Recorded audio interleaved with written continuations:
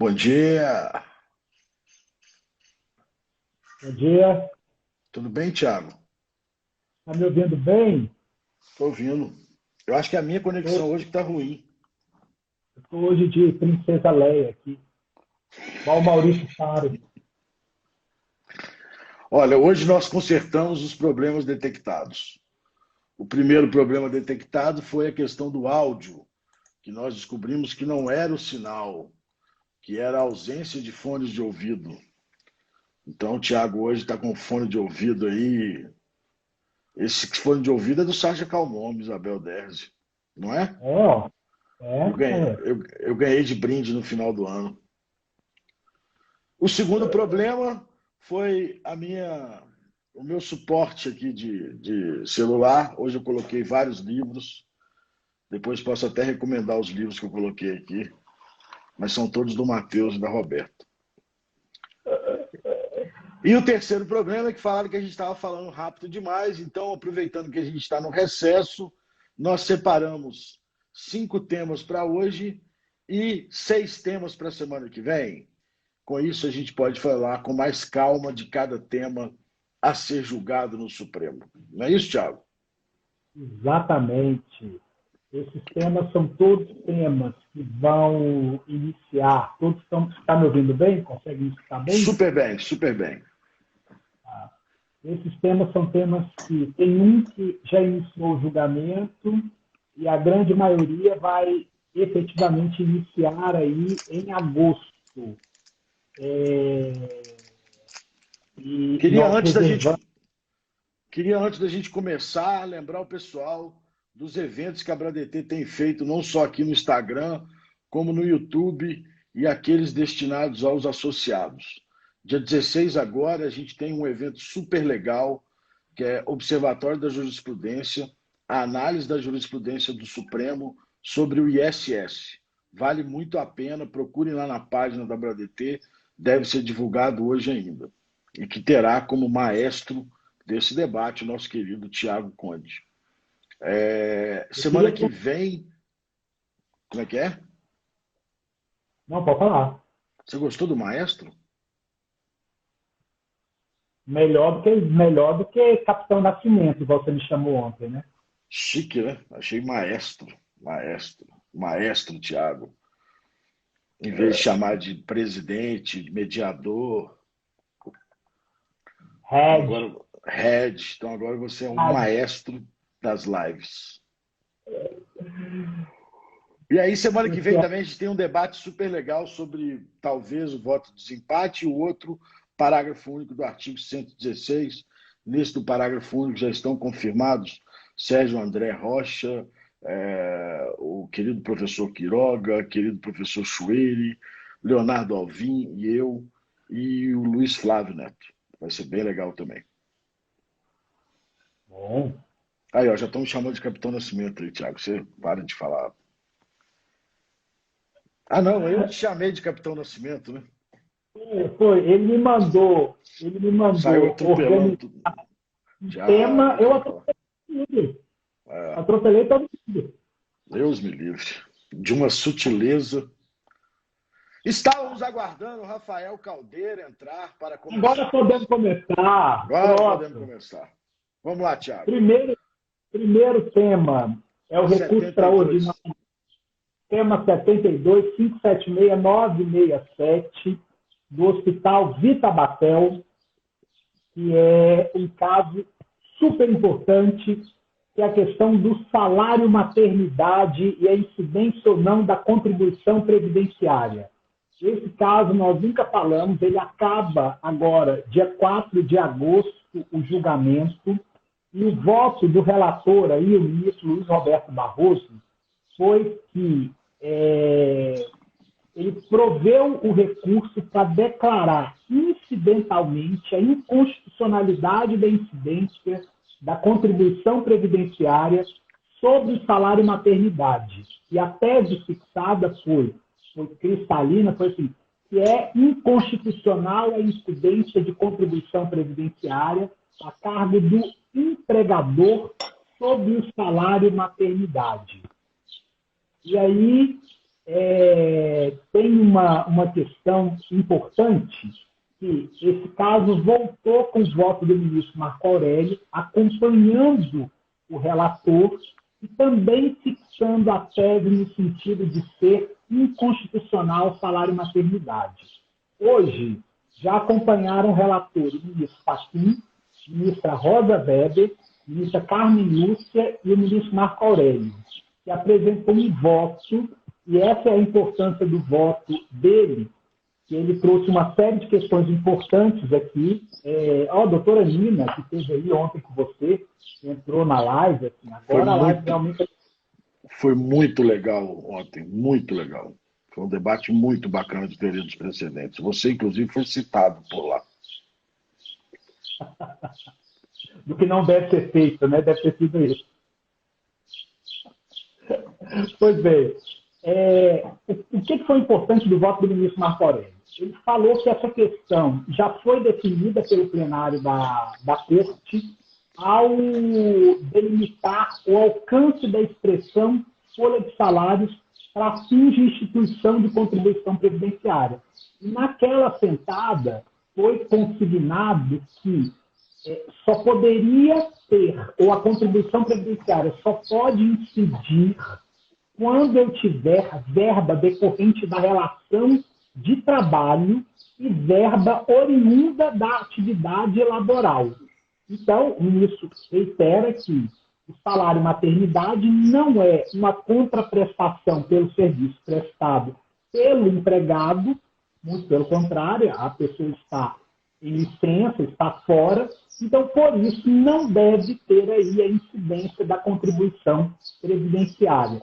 Só que isso é importante porque ele faz uma digressão sobre o que o Supremo já falou, sobre o alcance da contribuição previdenciária na expressão folha de salários. E aí isso é importante para diversas outras rubricas. Essa é uma rubrica que nós estamos assim, de olho. Tem ainda o salário aí, paternidade, que ainda não foi colocado em votação agora, mas esse caso aí nós já temos um prognóstico assim, positivo. Tivemos 3 votos desfavoráveis, que é o ministro Alexandre, o ministro Lewandowski e o ministro Gilmar. Mas um dos ministros, inclusive, levanta a questão do princípio da igualdade. Né? Levanta a questão do... O ministro Barroso traz em voto dele a questão da igualdade. A ministra Rosa Weber trata muito a questão da importância do salário maternidade para a mulher e que, se tiver a incidência da contribuição previdenciária, isso pode desestimular o empresário a manter aquela mulher. A ministra Rosa Weber, ela veio da Justiça Trabalhista, então ela tem essa sensibilidade e da importância da não incidência da contribuição previdenciária sobre o salário maternidade. E você acha que esse julgamento vai, de alguma forma, influenciar nas demais verbas? Em que momento o Supremo vai dizer assim, olha, já definiu o que é salário de contribuição, agora trata-se de matéria infraconstitucional? Porque senão o Supremo vai virar um órgão de consulta, cada parcela vai para lá. Na verdade, eu já tenho milhares de parcelas lá colocadas, né, na repercussão geral, e isso vem abarrotando. Eu acho que o que o ministro Marco Aurélio colocou ali, o que o ministro Barroso muito bem coloca, o voto do ministro Barroso é excepcional, traz essa questão da igualdade e tudo.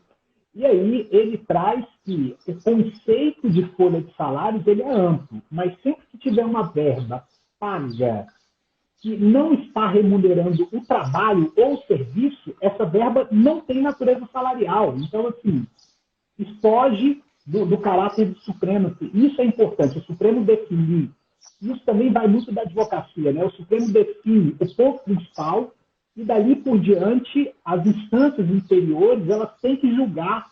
Assim, realmente o advogado não pode ficar... se a RAT já foi definida, o Supremo, as instâncias inferiores devem adotar aquela RAT definida. E aí, assim, se uma verba é paga que não está remunerando o trabalho ou o serviço, eu não posso ter aí a incidência da contribuição previdenciária, como bem falou o ministro Barroso e o ministro Marco Aurélio. A Nayara lembra aí que em breve também vamos ter que definir o terço de férias. Por isso que eu estou dizendo, cada momento, se a gente não fechar uma tese que, apesar de ser do caso concreto, possa definir o conceito de salário de contribuição, nós vamos continuar indo ao Supremo em toda e qualquer parcela trabalhista que surgir, as existentes e as que surgirem, né? Exato. As existências que surgiram. Esse é um Exatamente. tema muito relevante. Eu acho que esse tema é relevante por dois motivos. Por esse motivo de fixar, de alguma forma, o conceito de salário de contribuição e que ele trabalha muito bem a questão da igualdade entre homens e mulheres e do prejuízo que eventualmente pode acontecer se houver a tributação sobre o salário de maternidade, porque queira ou não queira, isso cria um ônus adicional à contratação de mulheres, o que me parece absolutamente inconcebível. É muito bonito Ah, o voto. Recomendo a todos darem uma olhada lá no voto do ministro Barroso.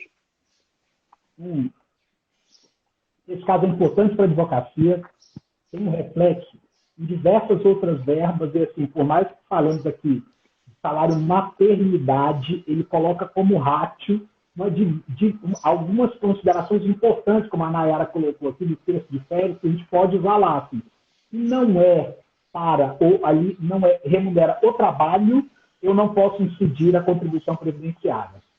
É. Bom, isso é importante.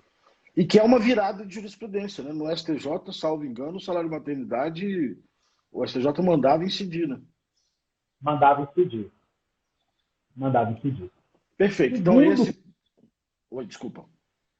esse caso está aí para ser finalizado em 4 de agosto. Mas ele já tem maioria, Ainda não. não? Ainda não. Ah, eu confundi. O que tem Foi maioria é aquele caso da pejotização, né? caso da prejudicação que tem maioria. E o Da caso DPF. do voto e o caso do parágrafo único do 116, nós somos a um voto para a maioria.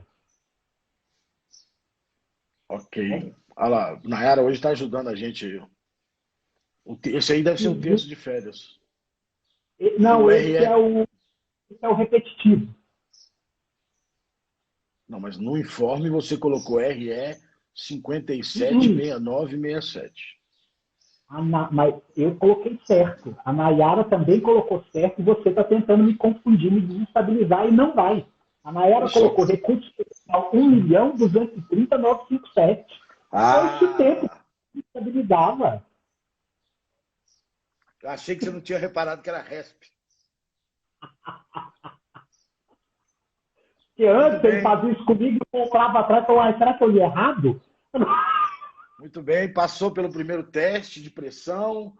Então, nós falamos Eu agora do testei. RE 576967, tema 72, inclusão do salário maternidade na base de cálculo da contribuição previdenciária. Podemos seguir a ordem, Já Tiago? Ou eu posso podemos mudar seguir a na ordem. ordem? Ou eu posso mudar a ordem só para te atrapalhar? Você pode inverter a ordem, querido, na hora que você quiser, amigo querido. Querido professor Está tudo bem Gustavo aí, entender. vamos falar agora, então, do tema 439. 439. Ele é o tema que discute qual é o assunto. Não, Você tem que dar o assunto. não tem aqui, não. Era só para ver Ah, se você estava ligado. me dá o assunto só, pelo amor de Deus. Vamos falar do tema 346, Lei Complementar para Dispor do Direito à Compensação.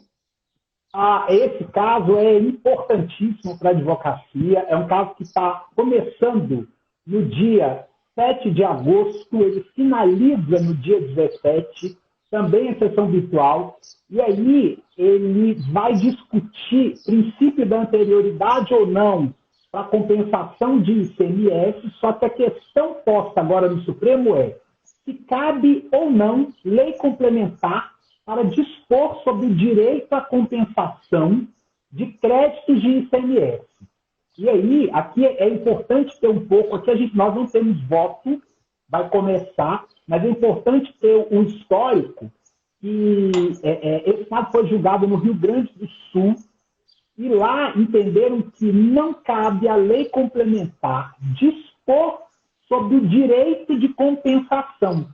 mas unicamente disciplinar o regime que a compensação vai se dar. Então, aqui, era uma operação de ICMS, na qual incidiu o ICMS, venda de ativos, alguma coisa do tipo, e tinha direito a crédito. Então, assim, essa lei complementar, ela regulamentava o direito ou não de dispor sobre esses créditos de ICMS. Essa é uma matéria super importante para a gente, porque, assim, apesar de ser lei complementar, né, assim, em tese, ela não pode dispor sobre o direito de compensação e sobre o seu regime. Então, o direito de compensação na essência, seja para ampliar, seja para limitar, tem uma série de restrições legais. Então, assim, não poderia uma lei complementar do Estado do Rio Grande do Sul dispor sobre essa questão. Mas você está falando do ICMS conta gráfica ou da transferência do ICMS? ICMS conta gráfica aqui. ICMS conta gráfica. Porque aqui o que acontece? Ele vira e fala que a lei complementar, e aí tem um artigo da Constituição, fala que a lei complementar ela só pode disciplinar o regime de compensação do imposto. Tá? O sistema pelo qual se implementa, mas jamais poderá dispor sobre o direito à compensação, porque o direito à compensação já é um direito constitucional do contribuinte. Mas o Supremo, quando julgou a Lei Complementar 102, que adiou, né, que diferiu no tempo o aproveitamento de crédito do ativo mobilizado, no caso do ICMS, ele falou que era a lei complementar, podia regular, né? Então, a lei complementar, ela pode regular o direito à compensação, mas ela não pode. Regular é diferente de impor vedações, ou impor limites, ou impor restrições à plena compensação. Eu posso regular, estabelecer critérios para ela, mas jamais, assim, estabelecer limitações. Porque, assim, se eu tenho um crédito, eu posso compensar de forma ampla e plena e imediata. Porque eu lembro que esse caso tinha como discussão, eu acho que era a Lei Complementar 122, porque lá a Lei Candir, ela, chamada Lei Esse Candir, mesmo, Lei né? Complementar 122. A Lei Candir, né, só para quem não conhece ainda, a Lei Complementar 87, chamada à época de Lei Candir por conta do deputado, era deputado federal Candir, né? Era. Criou uma nova sistemática de compensação do ICMS. Primeiro, desonerou completamente as exportações, né? Antes havia aquela discussão de que os produtos industrializados estavam imunes, exceto os semi-elaborados definidos em lei complementar, e aí havia a discussão da lei complementar 65, os requisitos se eram cumulativos ou não, etc. Desculpa. A Lei Complementar 87, por um programa de governo que entendia que as desonerações deveriam ser amplas na exportação, desonerou completamente as exportações, deu crédito, já existia, que era similar ao IPI, de matéria-prima, produto de embalagem e produto intermediário. Na verdade, ele não usa esses termos, né? É engraçado que produto intermediário é um termo que não está na lei do ICMS e a jurisprudência discute o tempo todo sobre ele. E deu ainda do ativo mobilizado o valor integral à vista na aquisição, que depois foi diferido pela Lei Complementar 102. 122. 122. Não, 102, 102. Aí o que aconteceu foi, o crédito de produtos de uso e consumo foi prometido para uma determinada data e ele foi sequencialmente sendo adiado. Chegava no finalzinho do prazo, nova lei complementar era aprovada e adiava por mais um tempo o creditamento amplo, a não cumulatividade ampla. Essa lei complementar 122, ela vem fazer um novo adiamento desse prazo de aproveitamento do crédito. Então, ele fala, somente darão direito ao crédito mercadorias destinadas ao uso e consumo do estabelecimento a partir de janeiro de 2011. Já foi um novo adiamento e agora acho que nós adiamos para 2000 e lá vai pedrada. E aí o que se levou ao Supremo, a priori, foi a discussão da anterioridade, ou seja, se eu tinha uma expectativa que esse crédito me seria dado em janeiro do ano em que acabasse a vigência daquela lei, com a aprovação da nova lei, primeiro foi a 102, depois a 114, depois a 122, depois a 138 e a última agora, que adia para 2033, quando, ao que tudo indica, não vai nem existir mais ICMS, foi a Lei Complementar 171. O que se levou ao Supremo nesse caso era se isso, de alguma forma, não feriria a anterioridade, porque havia uma expectativa que em janeiro seguinte àquele que esgotado o prazo, o contribuinte teria direito ao acréscimo, o crédito de uso e consumo. Mas você está me dizendo que o Supremo amplia a discussão para dizer se realmente se a lei complementar poderia fazer essa sequencial restrição na vigência do crédito amplo, da não cumulatividade ampla. Isso é um caso importantíssimo.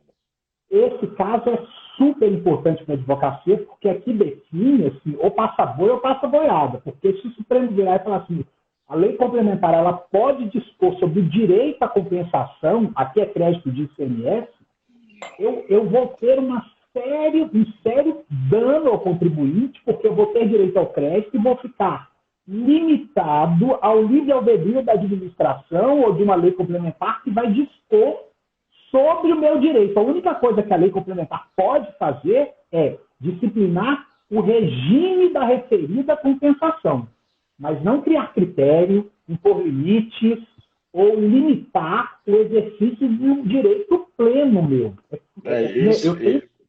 Esse é um caso de bastante repercussão. Super. De bastante repercussão. Porque, na verdade, o que é que o Supremo vai falar? É o direito à compensação na sua essência. O que a Lei Complementar 122 fez foi alterar o direito de compensação na sua essência.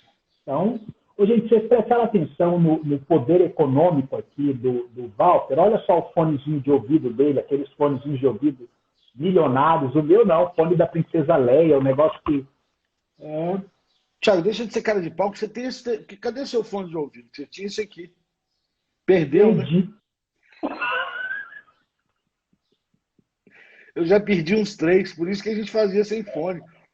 Mas o povo ainda na web reclamou, nós tivemos que colocar fone, né? O Dr. Walter com o poder econômico dele e eu aqui com o meu da Princesa Leia. Tá Pelo bom. amor de Deus. Pelo amor de Deus. E eu, você não viu que eu estou sem o quadro caiu. O quadro Caiu. Quem era? O quadro caiu. Mas quem fez o quadro? O autor? A autora, né? O quadro é da filha do professor Sacha, Patrícia. Mas, infelizmente, eu preguei errado na parede e ontem eu estava numa reunião, o quadro desabou. Quer dizer, cada semana é uma coisa. Uma semana é o suporte de celular, a outra semana é o fone de ouvido. Eu hoje estou com a bateria lotada dos dois. Se Deus quiser, não vão ter nenhum problema. Vamos embora. Terceiro caso, qual que você vai tratar? Então, esse caso de ICMS é muito relevante, viu, Thiago? Temos que voltar com ele aqui.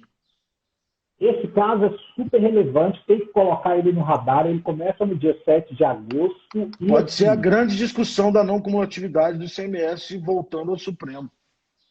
Porque a discussão que foi no Supremo da 102 era uma discussão ruim para discutir a não cumulatividade, que era assim, a lei complementar pode diferir o aproveitamento do ativo mobilizado em 48 meses, na medida em que o ativo se desgasta ao longo do tempo. Então, e de fato é razoável, né? Porque se você desgasta ao longo do tempo, é razoável. Então, não foi uma discussão que me parece boa para levar a matéria lá. Agora, essa discussão em que 5 ou 6 leis complementares adiam o direito ao aproveitamento integral nas entradas de uso e consumo da produção, como eu gosto de chamar, é uma discussão extremamente relevante. E é uma discussão com repercussão muito mais ampla do que só no ICMS. Porque se eu definir eu posso limitar o direito à compensação, que é um direito constitucional de receber aquilo que você pagou de forma indevida, e você tem que receber de forma imediata no momento que você, contribuinte, decide, e não que o Estado decide. Então, assim, essa é uma tese relevante que os contribuintes têm que estar muito atentos. RE, nossa senhora, não vou nem falar o número desse, 666-404, Deus me livre. Tema 696. Nossa senhora. Vamos lá. Esse caso aqui é um caso simples, mas com efeitos de destinação de receita, porque aqui vai se discutir a validade da destinação de recursos daquelas contribuições para custeio do Serviço de Iluminação Pública, COSIP, também ao melhoramento e à expansão da rede de iluminação pública. E aí, por que isso? Assim, aqui é uma contribuição para custeio do Serviço de Iluminação Pública, que foi instituída pelo município de São José do Rio Preto, mediante lei complementar, estava absolutamente ok. Entretanto, ela não pode ser destinada ao melhoramento e à expansão da rede, mas somente às despesas com instalação e manutenção do serviço.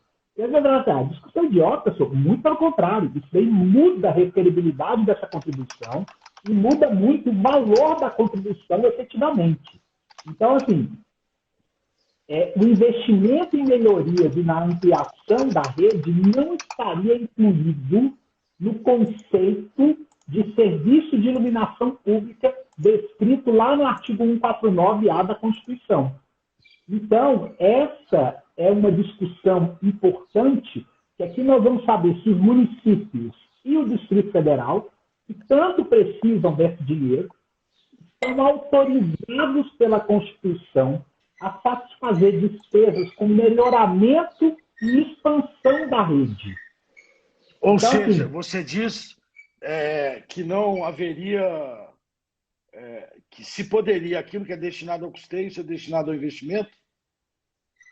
Ser destinado a melhoramento e a expansão da rede, exatamente. O tribunal entendeu de forma negativa, porque ele acha que isso é uma ampliação do conceito aqui e que não poderia. O ministro aqui foi o ministro Marco Aurélio. Ele definiu que tem repercussão geral aqui e aqui o tribunal, por unanimidade, reputou constitucional a questão e reconheceu a existência da repercussão geral. Todos foram unânimes aqui, porque essa matéria é importante porque o Estado cria, ele cria uma lei complementar e vem para assim, ó, eu preciso de uma ajuda aqui para criar essa rede.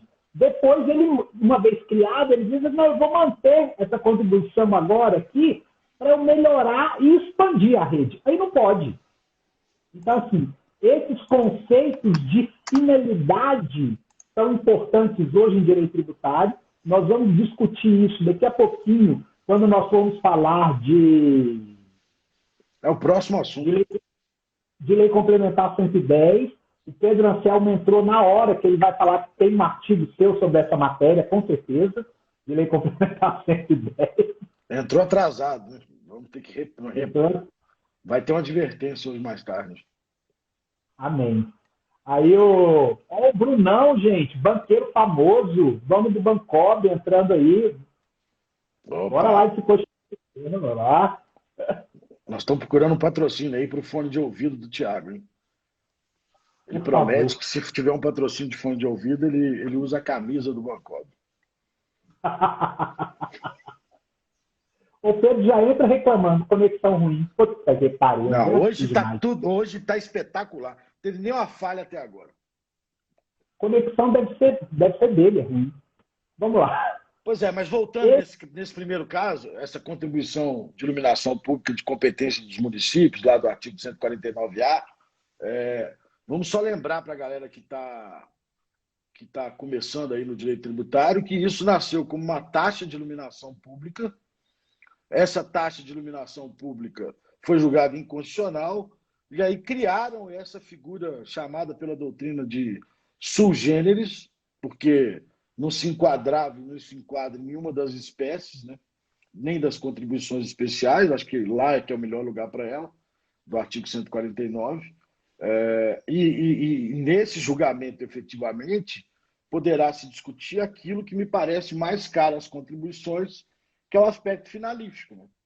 Que, de alguma forma, a jurisprudência do Supremo foi condescendente e fez com que as contribuições se ampliassem tanto no nosso sistema tributário, né? Lembrando o nosso amigo Alexandre Alcrimin aqui, que diz que as contribuições deviam acabar, o que eu sou contra, porque esse tema e o próximo foram objeto da minha tese de doutorado, né? O caráter finalístico das contribuições, que eu nunca publiquei, por falta de tempo.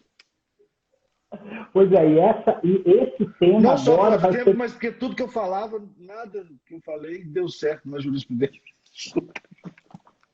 Mas agora pode mudar tudo, porque o Supremo pode definir que tem uma finalidade específica, esgotou a sua finalidade, ele não pode mais existir. Vamos ver. Se o Supremo voltar a dar importância ao caráter finalista das contribuições, eu até publico minha tese. E olha só, esse é o tema, o próximo tema que nós vamos tratar. Acho que é um tema que tem repercussão em todos os contribuintes do país, e as discussões aqui são bilionárias. É a questão da Lei Complementar 110, é o tema 846 da repercussão geral. Aqui o recorrente é a Intelbras, e o ministro relator, o ministro Marco Aurélio, que libera esse caso para julgamento no dia 7 de agosto. Ele vai discutir nesse caso a constitucionalidade da manutenção da contribuição social após atingida a finalidade que motivou a sua instituição. Aqui, o que aconteceu? O TRF da Quarta negou provimento a uma apelação e definiu lá que a exigibilidade da contribuição social prevista no artigo 1º da Lei Complementar 110 é constitucional. E, segundo o TRF da Quarta, o Supremo declarou a constitucionalidade dessa contribuição na ADI 2556 do DF, na época de relatoria do ministro Joaquim Barbosa, coisa que eu tenho lá as minhas considerações, porque não foi bem isso, né? O extraordinário aqui protocolado, ele aponta de forma muito cirúrgica que essa contribuição da Lei Complementar 110 ela se tornou indevida a partir de janeiro de 2007. E por quê? Ele explica lá que existiu um exaurimento da finalidade do mencionado tributo, ou do tributo ali instituído, porque eu já tinha ali a satisfação do meu objetivo. E aí, novamente, a finalidade do outro caso, né? E aí, o que aconteceu? Ele explica que a contribuição ela foi criada numa época que a União precisava de recursos para pagar as correções do FGTS. E aí, de uma questão de expurgo, de uma condenação que teve lá atrás. E aí, sob pena, se ela não tivesse essa instituição, eu teria que instituir uma nova contribuição e eu poderia perder a liquidez do próprio FGTS. E aí, assim, FGTS, todos nós temos dinheiro no FGTS, assim, seja por dar aula e daí por diante. Então, assim, é uma questão super importante. Eu já saquei o meu para pagar apartamento. Eu também. E aí, eles juntaram um ofício, que é um ofício de 2012, eu não lembro o número agora, mas que o Conselho Curador da Caixa afirma que existiu o reequilíbrio de contas. Então, a partir daquele período, eu não tenho mais sentido em manter. Só que aí vem o Estado e diz o seguinte, então agora que nós conseguimos equalizar o fundo aqui, nós vamos direcionar esse recurso para Minha Casa Minha Vida. Minha Casa Minha Vida, eu acho que é um dos programas sociais mais importantes do governo. Eu sei que o Walter gosta de falar que é informativo, mas eu costumo dar minha opinião mesmo, porém aí, eu acho que é um dos programas sociais mais importantes do governo, já escrevi alguns artigos disso, mas assim, eu não posso direcionar. Foi criado para o FGTS, eu não posso, depois que a situação do FGTS se tranquilizou, eu direcionar esses recursos para outros fins, por mais que sejam absolutamente nobres. Então, assim, aqui é um quadro claro de perda de finalidade do tributo e desvirtuamento do produto da arrecadação. Esse caso é um caso típico, tem duas discussões nesse caso muito legais. A primeira discussão é o caráter finalístico, né? Essa contribuição, para quem deve ter gente na live aí que não era nem nascido, ela nasce de um litígio que foi criado entre os titulares das contas de FGTS e o governo, porque o governo não teria, ao longo de diversos planos econômicos, desde o plano Bresser, de 1987, eu acho. Thiago já advogava desde o primeiro plano econômico. Desde aquele plano, o governo não aplicava os expurgos inflacionários sobre as contas do FGTS. Os beneficiários entraram em juízo e conseguiram ter êxito. Isso causou a reposição desses expurgos, né? Causou um rombo grande nos cofres públicos. E aí foi criada essa contribuição chamada de social, porque era para repor o FGTS, que é destinada ao déficit habitacional, foi criada para essa reposição específica. A Caixa, então, como o Thiago disse, solta um ofício e disse: o valor arrecadado já reequilibrou as contas, porque depois saiu uma grande transação nacional, o governo fez uma proposta de acordo para quem quisesse aderir e receber imediatamente, então acabou reduzindo também o valor do rombo, e a Caixa então sobe, olha, já acabou. Então tem duas discussões legais aí. A primeira é em torno da minha própria tese de doutorado, que é a grande diferença das contribuições como espécie tributária é o caráter finalístico. Elas foram colocadas dentro do capítulo constitucional com a única característica que as diferencia dos impostos, por exemplo, por conta do caráter finalístico, ou seja, você pode criar uma contribuição social para concretizar direito social, entre eles da Seguridade Social, para intervenção no domínio econômico, para subsidiar as associações corporativas. Quando você perde a finalidade, ou se a finalidade não existir no a priori, essa contribuição não tem autorização constitucional para existir. Então, me parece que esse é um assunto que não só é um valor muito grande envolvido na Lei Complementar 110, como também... acabou a bateria? Acabou.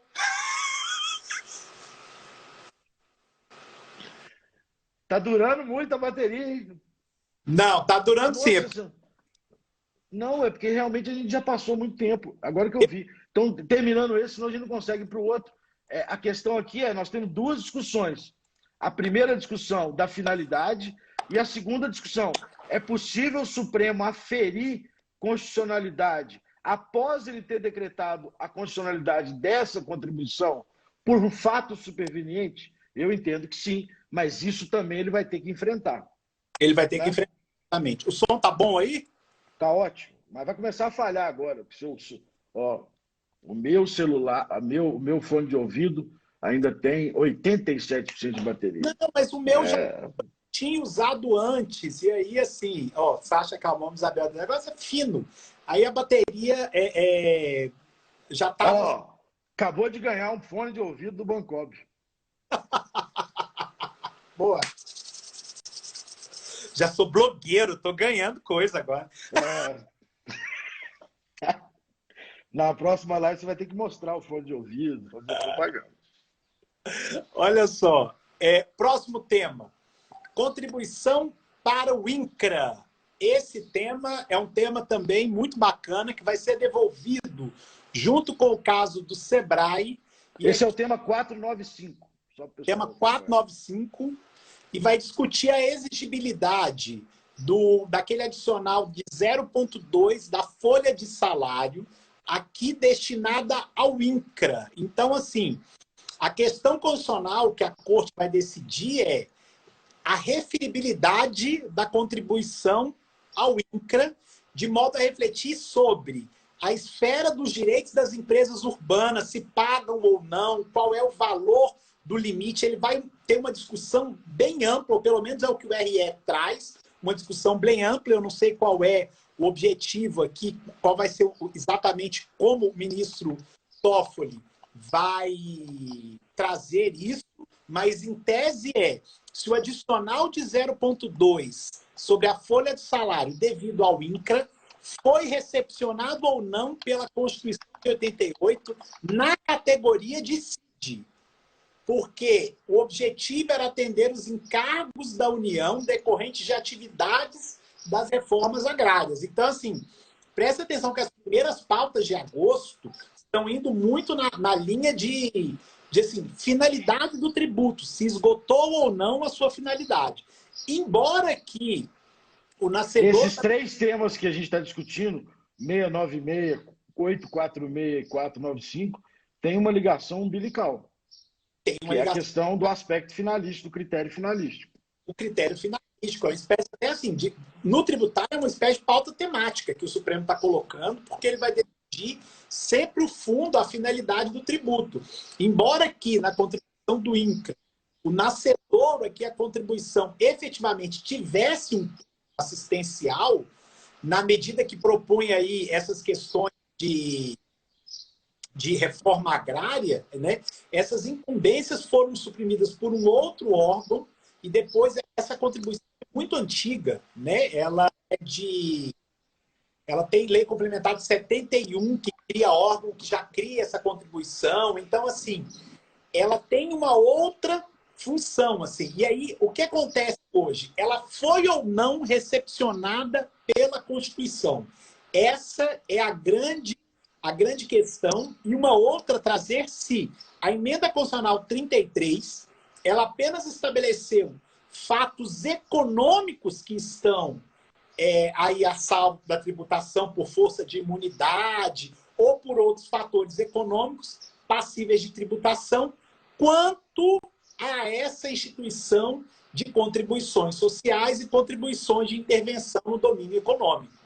O ministro Toffoli, esse é o tema 495, Rafa, e o ministro Toffoli, ele pediu vista do caso Sebrae e trouxe... Pois é, o caso Sebrae já começou, tem um voto da ministra Rosa, não é isso? Isso. Tem o voto da ministra Rosa falando que a contribuição do Sebrae era inconstitucional por não estar em consonância com a emenda constitucional 33. Lá se discute só a emenda, se a recepção ou não pela emenda constitucional 33 dessas contribuições. E aqui nós temos a discussão da referibilidade. Aqui nós temos uma discussão da referibilidade, é uma discussão bem mais ampla, e é uma discussão, assim, envolve o ADCT, o artigo 62 do ADCT, envolve as funções do próprio INCRA, do próprio Senar, e se tem ou não, pode envolver também a questão das empresas urbanas pagarem essa contribuição. Então, nós temos uma discussão ampla. O Supremo, ele pode, sim, trazer de forma ampla todas as teses para repercussão geral, mas vamos ver como é que é a linguagem do ministro Toffoli, porque só a recepção ou não pela Constituição ou pela emenda constitucional 33 aqui, ele já pode matar o caso. E pode terminar na emenda constitucional 33, mas se ampliar para referibilidade, também lembrar ao pessoal que essa é uma segunda característica que a doutrina coloca nas contribuições, exceto as de Seguridade Social, em que a referibilidade seria substituída pela solidariedade, né? Em que não basta o aspecto finalístico, mas aquela contribuição deveria incidir sobre fatos e pessoas que, de alguma forma, são afetadas pelo domínio econômico, por subsidiar a associação corporativa ou pelas causas sociais. Então, se a referibilidade é ou não uma característica de algumas das contribuições. Isso vai gerar um controle de constitucionalidade sobre as demais contribuições bastante forte também. É um assunto muito relevante. Se esses dois casos passarem pelo Supremo e a matéria voltar, a minha tese fica super atual e eu vou ter que publicá-la. Vamos publicar esse negócio aí. E esse julgamento, alguém falou aí, se interfere também no salário e educação, vai interferir porque ele acaba pegando essa questão de referibilidade, porque tem uma discussão um pouco mais ampla. As contribuições incidentes sobre folhas de salário restaram privativas da espécie prevista do 195 da Constituição, ou seja, aquelas contribuições de seguridade social, ressalvado tão só as destinadas às entidades privadas de serviço social e aquelas de formação profissional vinculadas ao artigo 240 lá da Constituição Federal. Então, assim, esse caso pode resolver a situação de muita empresa aqui e que tem a recepção sobre várias outras rubricas aí de FNDE e daí por diante. O caso do Sebrae saiu com vista ou destaque? Saiu com vista para o ministro Toffoli. E volta no dia 7, não? Não tem previsão? Volta no dia 7. Volta no dia 7? A vista agora volta na próxima... Não, são 30 dias, né? São 30 dias a contar da publicação da ata. Sebrae já teve publicação de ata, mas o ministro Toffoli ele pediu, o Supremo tem tido eles têm otimizado agora, né? Quando o ministro tem uma matéria que pode ter sombreamento, ele pede vista e devolve junto. Isso aconteceu. E isso é muito, muito, muito importante e é um ponto positivo. A gente dizia ontem na live sobre a teoria dos precedentes que a seleção de mais de um caso ou a colocada em pauta em mais de um caso é importante para formar o convencimento e evitar assuntos mal resolvidos ou precedentes mal formados. Então, essa é uma atitude muito importante e tem que ser elogiada. E é uma atitude que, assim, otimiza a própria corte, porque, assim, os ministros já estão se voltando sobre a questão da emenda constitucional 33, a recepção ou não de alguma rubrica ou de alguma contribuição acerca do nosso texto constitucional vigente, de uma emenda que depois altera o conceito de folha, referibilidade. Então, assim, é muito melhor que o Supremo se volte em uma única ocasião sobre todos os temas ali discutidos. Esse pedido de vista foi muito positivo. Essa pauta do dia 7, então, ela se volta muito para as contribuições, para o aspecto finalístico, né? Isso. Semana que vem nós temos mais 6 casos super importantes que a gente decidiu fracionar aí. Também no dia 7? Também no dia 7. Ou seja, nós temos 11 casos tributários no dia 7? 11 casos tributários no dia 7 iniciando. Todos sessão virtual? Todos sessão virtual. É para matar qualquer um do coração. A sessão virtual, além das críticas que se fazem aí na advocacia pública e privada, eu tenho um problema grave que é de coração. Ficar vendo aquele placar cair voto, que não é uma coisa saudável. E fiquem atentos, nós estamos no recesso, mas o Supremo teve um voto no caso Volvo de lucros no exterior que foi postado no recesso. Não, mas nós não estamos no recesso, né, Tiago? Nós estamos trabalhando. Inclusive, tem um cliente chamando a gente agora para uma próxima reunião, meio-dia e 20, viu? Ah, é? Queridos, então é isso, né? Quer colocar mais alguma coisa? Eu acho que é isso. Hoje não tivemos problema de sinal, falamos pausadamente, né? Acho que a galera aí pode ter gostado. O Thiago, infelizmente, perdeu o fone de ouvido por uma questão de bateria. Por que você não bota carregador? Não dá, né? Mas na próxima, o carregador, o fio ia ficar aqui pendurado, ia ficar feio demais, gente. Eu vou acabar a live com o meu fone. Eu vou te ligar para saber a posição que você bota o celular, porque você fica mais magro do que eu no celular. Olha, eu ocupo a tela inteira, porra. É a posição. Eu não sou tenho... eu, não, viu? Isso é a posição do celular. Me pergunte sobre incidência de piscofins, mas como eu fico mais magro, não falo. Não, tem algum truque aí, pô. Então é isso. Então é isso, pessoal. Isso vai dar uma pauta geral. A gente separou por temas para ficar uma coisa mais legal. Vale muito a pena vocês irem lá no site do Supremo, dar uma olhada nos votos já postados, na discussão, porque são, de fato, 5 discussões muito, muito, muito relevantes. Olha lá, já estão te chamando de Capitão Nascimento Sem Fone. Nossa Senhora. Outra coisa, esse é o episódio 4 do nosso informativo. Quem quiser assistir esse episódio e os outros, eles estão sendo postados lá no canal do YouTube da AbraDT. É uma forma que a gente encontrou de semanalmente atualizar vocês dessa extensa pauta de natureza tributária do Supremo Tribunal Federal. E vamos agora ao nosso próximo compromisso. Eu não vou estar, vou assistir. Será o nosso maestro Tiago comandar um debate no dia 16/7, lá na AbraDT, sobre o conceito de serviços e a jurisprudência do Supremo Tribunal Federal no nosso episódio de Observatório da Jurisprudência. Tiago, você nessa pandemia, apesar desse... Desculpa. Não, tem muita gente legal lá. Quer falar? Pode falar. A professora Betina, professor Tássio, professor João e o professor Marcelo Jabor. Vai ser bem animada. Essa pandemia trouxe muitas coisas ruins, né, para a gente, é um momento muito difícil, mas a gente tem que se apegar nas coisas boas, e a coisa boa que eu vejo nessa pandemia é o Dr. Tiago Conde virando um grande blogueiro, um grande digital influencer nas nossas lives semanais. Contato comigo para ver se eu vendo a série dos episódios. Não vou vender por enquanto. Converse com o seu empresário que eu posso negociar para você, tá bom? Tiagão, muito obrigado, viu? Até a próxima. Até semana que vem. Beijo. Um abraço, pessoal. Obrigado aí.